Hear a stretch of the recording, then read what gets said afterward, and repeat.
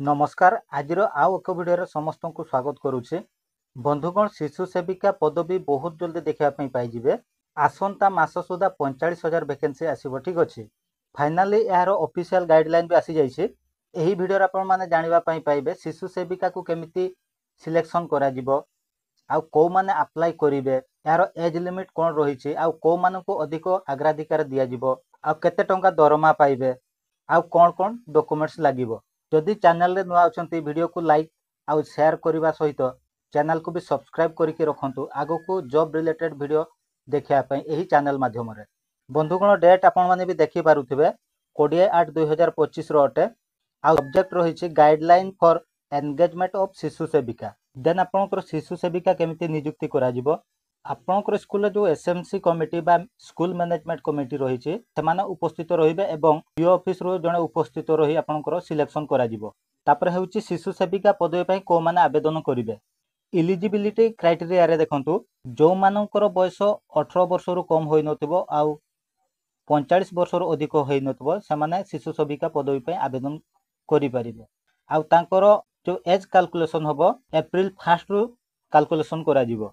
आउ सी सही गाँव महिला होइथिबे बा सही वार्ड रो महिला होइथिबे।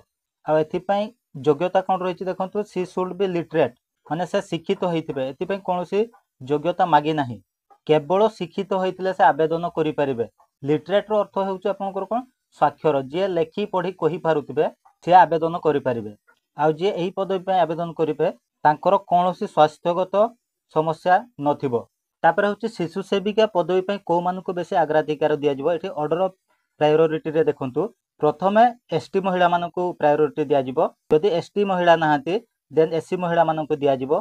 जदि एससी महिला नाहांती देन अदर कैटेगरी महिला मानको दिया जिवो। आ जेतेबे आपण माने फॉर्म टिको आवेदन करबे आपनकर एही सब डॉक्यूमेंट्स गुडा को लागिवो। आपनकर दुईटा पासपोर्ट साइज फोटोग्राफ लागिवो। तापर दुई नंबर रे देखंतु अटेस्टेड कॉपी ऑफ सर्टिफिकेट आपण जहां भी पढी छथि तार सर्टिफिकेट रो जेरॉक्स लागिवो। तापर 3 नंबर देखंतु attested copy of voter identity card आपनकर वोटर आइडेंटिटी कार्ड रो जेरॉक्स लागिवो। आ 4 नंबर देखंतु attested copy of 1 page of bank passbook आपनकर बैंक पासबुक रो फ्रंट पेज रो जेरॉक्स कॉपी गोटे दरकार। एठी देखंतु से लिखि जे अटेस्टेड, तो अटेस्टेड गेजेटेड अटेस्टेड ना सेल्फ अटेस्टेड से लिखि नै, मते लागु छै एटा होछि आपनकर सेल्फ अटेस्टेड होबो।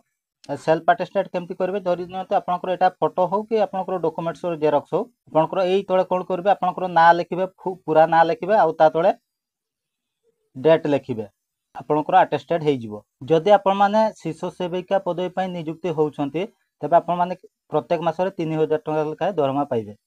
आउ यार आवेदन प्रक्रिया विषय रे जदि कहबा वर्तमान सुधा यार कोनसी फॉर्म बाहरी नाही बा नोटिफिकेशन बाहरी नाही। आपनकर वैकेंसी जेतेबेले पब्लिश होबो सेही नोटिफिकेशन रे पूरा मेंशन थिबा आपण माने ऑफलाइन आवेदन करिवे ना ऑनलाइन। आ जदि सही वीडियो को देखिबा पई चाहउछंती केमते आवेदन करिवे सेति पई आज रो वीडियो को गोटे लाइक करी चैनल को सब्सक्राइब करके रखंतु। पुणी देखाबे एमती और इन्फॉर्मेटिव वीडियो रे। धन्यवाद।